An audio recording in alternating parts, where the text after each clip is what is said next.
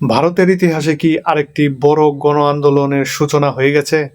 আর একই সময়ে মধ্যপ্রাচ্যে এমন কি ঘটছে যার কারণে শুধু যুদ্ধ নয়, পুরো অঞ্চলের ভবিষ্যৎ নিরাপত্তা কাঠামোই বদলে যেতে পারে?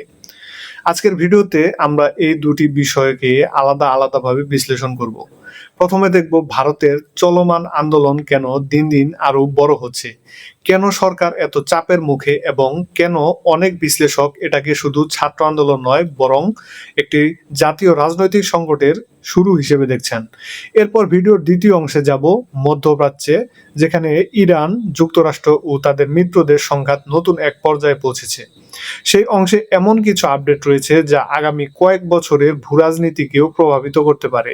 তাই ভিডিওটি শেষ পর্যন্ত দেখুন, কারণ শেষের বিশ্লেষণটাই পুরো ছবিটা পরিষ্কার করে দেবে। আমি আসমাউল আছি আপনাদের সাথে, আপনারা দেখছেন ডিফেন্স আপডেট বাই আসমাউল। গত কয়েক সপ্তাহ ধরে ভারতের বিভিন্ন প্রান্তে যে আন্দোলন চলছে সেটাকে শুরুতে অনেকে কেবল একটি ছাত্র আন্দোলন হিসেবে দেখেছিলেন, কিন্তু বাস্তব চিত্র এখন অনেকটাই বদলে গেছে। আজকের পরিস্থিতি দেখলে বোঝা যাচ্ছে এটি ধীরে ধীরে একটি জাতীয় গণ আন্দোলনের রূপ নিচ্ছে। সবচেয়ে গুরুত্বপূর্ণ বিষয় হলো এখানে শুধু শিক্ষার্থীরাই নেই, ডাক্তার, প্রকৌশলী, আইনজীবী, শিক্ষক, গবেষক, বিভিন্ন পেশাজীবী সংগঠন, নাগরিক সমাজ, প্রায় প্রতিটি স্তরের মানুষ এই আন্দোলনের সঙ্গে কোনো না কোনোভাবে সম্পৃক্ত হতে শুরু করেছে। আর এটি এই আন্দোলনকে আগের যে কোনো পর্যায়ের তুলনায় অনেক বেশি শক্তিশালী করে তুলেছে। আন্দোলনের মূল দাবি আসলে কি? শুরুতে আন্দোলনের কেন্দ্রবিন্দু ছিল শিক্ষা ব্যবস্থা, বিশেষ করে প্রশ্নপত্র ফাঁস, নিয়োগ পরীক্ষায় অনিয়ম এবং শিক্ষা প্রশাসনের দুর্নীতির বিরুদ্ধে ক্ষোভ থেকেই এই আন্দোলনের জন্ম। শিক্ষার্থীদের প্রধান দাবিগুলোর মধ্যে রয়েছে শিক্ষামন্ত্রী ধর্মেন্দ্র প্রধানের পদত্যাগ, সাম্প্রতিক প্রশ্নপত্র ফাঁসের পূর্ণাঙ্গ তদন্ত, দায়ীদের বিরুদ্ধে কঠোর আইনগত ব্যবস্থা, ক্ষতিগ্রস্ত পরীক্ষার্থীদের ন্যায্য ক্ষতিপূরণ, ভবিষ্যতে যেন একই ধরনের ঘটনা আর না ঘটে তার স্থায়ী নিশ্চয়তা। অর্থাৎ বিষয়টি এখন আর শুধু একটি পরীক্ষা বাতিল বা পুনরায় পরীক্ষার দাবিতে সীমাবদ্ধ নেই, এটি পুরো শিক্ষা ব্যবস্থার জবাবদিহিতা নিয়ে প্রশ্ন তুলছে। মোদির বক্তব্য কেন বিতর্ক তৈরি করছে? এই পরিস্থিতির মধ্যেই প্রধানমন্ত্রী নরেন্দ্র মোদী একটি বার্তা দিয়েছেন। তিনি শিক্ষা খাতে সংস্কারের কথা বলেছেন, কিন্তু লক্ষণীয় বিষয় হলো দেশ জুড়ে চলমান আন্দোলন কিংবা শিক্ষার্থীদের নির্দিষ্ট দাবিগুলোর কোনো স্পষ্ট উল্লেখ সেখানে ছিল না। অনেক রাজনৈতিক বিশ্লেষকের মতে এখানে সরকারের সবচেয়ে বড় ভুল হতে পারে, কারণ আন্দোলনের কেন্দ্রীয় প্রশ্নগুলো যেমন পদত্যাগ, তদন্ত কিংবা ক্ষতিগ্রস্তদের বিচার, এসবের কোনোটি সরাসরি উত্তর সরকার দেয়নি। ফলে আন্দোলনকারীদের একটি বড় অংশ মনে করছে সরকার মূল ইস্যু এড়িয়ে যাচ্ছে। আর ইতিহাস বলে যখন জনমতের প্রশ্নের উত্তর আসে না তখন আন্দোলন সাধারণত আরো বিস্তৃত হয়। দিল্লি কেন এখন আন্দোলনের কেন্দ্র? বর্তমানে দিল্লি কার্যত আন্দোলনের প্রধান কেন্দ্র হয়ে উঠেছে। দেশের বিভিন্ন রাজ্য থেকে হাজার হাজার মানুষ রাজধানীর দিকে আসছেন। বিহার, উত্তরপ্রদেশ, পশ্চিমবঙ্গ, পাঞ্জাব, কেরালা, কর্ণাটক, মহারাষ্ট্র, প্রায় প্রতিটি অঞ্চল থেকেই মানুষ দিল্লিমুখী। অনেক ট্রেন অতিরিক্ত যাত্রী নিয়ে চলছে। বিভিন্ন সামাজিক মাধ্যমে ছড়িয়ে পড়া ভিডিওতেও দেখা যাচ্ছে রাজধানীতে প্রবেশের চেষ্টা করছে বিপুল সংখ্যক মানুষ। সরকারও পরিস্থিতির গুরুত্ব বুঝে নিরাপত্তা জোরদার করেছে। কিছু এলাকায় অতিরিক্ত পুলিশ মোতায়েন করা হয়েছে। কয়েকটি মেট্রো স্টেশনের কার্যক্রম সীমিত করা হয়েছে। কিছু স্থানে ইন্টারনেটের গতি কমিয়ে দেওয়ার অভিযোগও উঠেছে। সব মিলিয়ে রাজধানী এখন এক ধরনের রাজনৈতিক অচলাবস্থার মধ্যে রয়েছে। সরকার বনাম আন্দোলন, কার কৌশল কি? এখন বিষয়টি অনেকটাই কৌশলের লড়াইয়ে পরিণত হয়েছে। সরকার চাইছে রাজধানীর পরিস্থিতি নিয়ন্ত্রণে রাখতে এবং আন্দোলনের বিস্তার সীমিত করতে। অন্যদিকে আন্দোলনকারীরা চেষ্টা করছেন যত বেশি মানুষকে যুক্ত করা যায় এবং এটিকে জাতীয় পর্যায়ে নিয়ে যাওয়া যায় তত ভালো। এখানে আন্দোলনের চরিত্র বদলে যাচ্ছে, কারণ যখন শুধুমাত্র শিক্ষার্থীরা নয়, সাধারণ মানুষও একই দাবিতে রাস্তায় নামতে শুরু করে তখন সেটি আর কেবল শিক্ষা ইস্যু থাকে না, সেটি রাজনৈতিক ও সামাজিক সংকটে পরিণত হয়। বিরোধী রাজনৈতিক দলগুলো কেন এখন সক্রিয়? এই পর্যায়ে ভারতের বিরোধী রাজনৈতিক দলগুলোর ভূমিকাও চোখে পড়ার মতো। সমাজবাদী পার্টি, তৃণমূল কংগ্রেস সহ বিভিন্ন দল প্রকাশ্যে আন্দোলনের প্রতি সমর্থন জানিয়েছে। বিশেষ করে রাহুল গান্ধী এবং প্রিয়াঙ্কা গান্ধী ধারাবাহিকভাবে আন্দোলনকারীদের পাশে থাকার বার্তা দিচ্ছেন।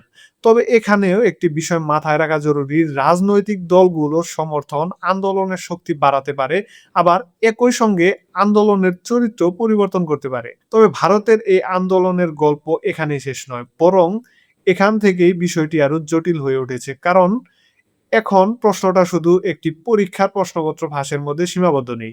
ধীরে ধীরে এটি সরকারের জবাবদিহিতা, প্রশাসনিক ব্যর্থতা এবং রাজনৈতিক দায়বদ্ধতার প্রশ্নে পরিণত হচ্ছে। আমার পর্যবেক্ষণে সরকারের সবচেয়ে বড় সমস্যা হলো তারা এখনো আন্দোলনের প্রকৃত গভীরতা বুঝতে পারছে না, অথবা বুঝেও স্বীকার করতে চাইছে না। কারণ যদি শুধুমাত্র শিক্ষামন্ত্রীর পদত্যাগ দিয়ে পরিস্থিতি নিয়ন্ত্রণ করা যেত, তাহলে হয়তো সেই সিদ্ধান্ত অনেক আগে নেওয়া হতো। কিন্তু সরকারের ভয় অন্য জায়গায়। একবার যদি একটি বড় পদত্যাগের নজির তৈরি হয়, তাহলে পরের দাবিগুলো আর থামানো যাবে না।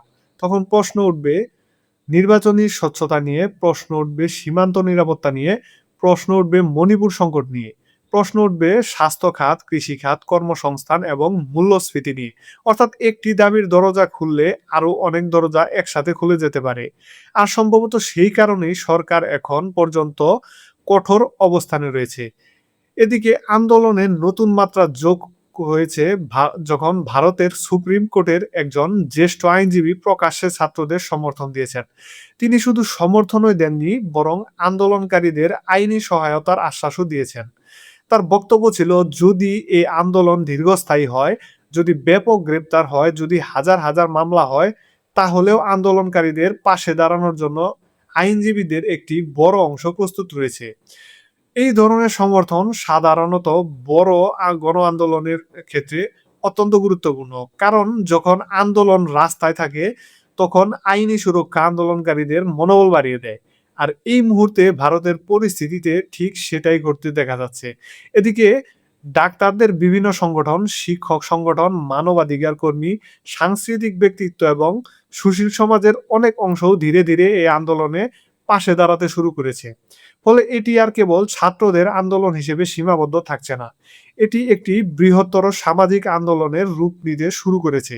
সবচেয়ে লক্ষণীয় বিষয় হচ্ছে, দেশের বিভিন্ন প্রান্ত থেকে মানুষ দিল্লির দিকে আসছে। পাটনা, কলকাতা, লখনৌ, চণ্ডীগড়, মুম্বাই, বেঙ্গালুরু, চেন্নাই, কেরালা, প্রায় সব অঞ্চল থেকে মানুষ এই আন্দোলনের সাথে সংহতি জানাচ্ছে। বিভিন্ন প্রতিবেদনে দেখা যাচ্ছে, দিল্লিমুখী বহু ট্রেনে যাত্রী সংখ্যা স্বাভাবিকের তুলনায় অনেক বেশি। এটি অন্তত একটি বিষয় স্পষ্ট করছে, মানুষ ঘটনাটিকে শুধু একটি পরীক্ষা কেলেঙ্কারি হিসেবে দেখছে না, তারা এটিকে একটি বড় জাতীয় সংকট হিসেবে দেখতে শুরু করেছে। এখন আরেকটি গুরুত্বপূর্ণ বিষয় নিয়ে কথা বলা দরকার, বাংলাদেশের জন্য এর অর্থ কি? অনেকেই হয়তো ভাবছেন, ভারতের অভ্যন্তরীণ আন্দোলনের সঙ্গে বাংলাদেশের কি সম্পর্ক? আসলে সম্পর্ক রয়েছে। কারণ ভারত আমাদের বৃহত্তম প্রতিবেশী।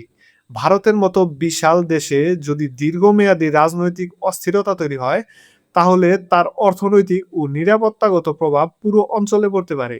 বিশেষ করে সীমান্ত এলাকায় সতর্কতা বাড়ানোর প্রয়োজন হতে পারে। কারণ ইতিহাস দেখায়, যখন বড় রাষ্ট্রগুলোর অভ্যন্তরে দীর্ঘ অস্থিরতা তৈরি হয়, তখন বিভিন্ন উগ্রবাদী গোষ্ঠী সুযোগ নেওয়ার চেষ্টা করে। সেটা ধর্মীয়, রাজনৈতিক কিংবা বিচ্ছিন্নতাবাদী যে ধরনেরই হোক না কেন, তাই পরিস্থিতি পর্যবেক্ষণ করা অত্যন্ত গুরুত্বপূর্ণ। এবার আসি মধ্যপ্রাচ্যের পরিস্থিতিতে।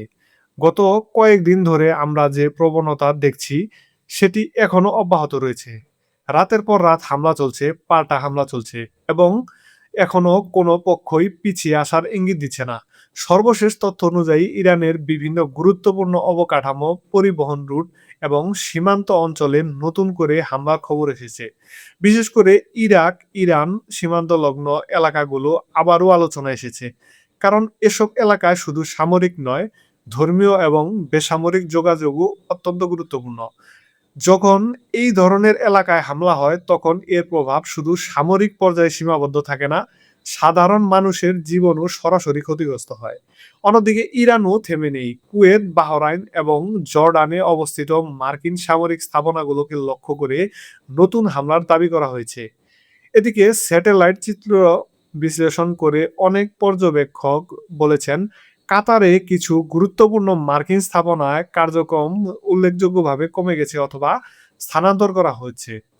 যদি এসব তথ্য স্বাধীনভাবে যাচাই করা সম্ভব হয়নি, তবুও এগুলো যুদ্ধের অনিশ্চয়তাকে আরো বাড়িয়ে দিচ্ছে। কিন্তু আজকের সবচেয়ে গুরুত্বপূর্ণ আলোচনার বিষয় সম্ভবত অন্য একটি ঘটনা। সেটি হলো সৌদি আরবের বেসামরিক পারমাণবিক কর্মসূচি নিয়ে যুক্তরাষ্ট্রের নতুন অবস্থান।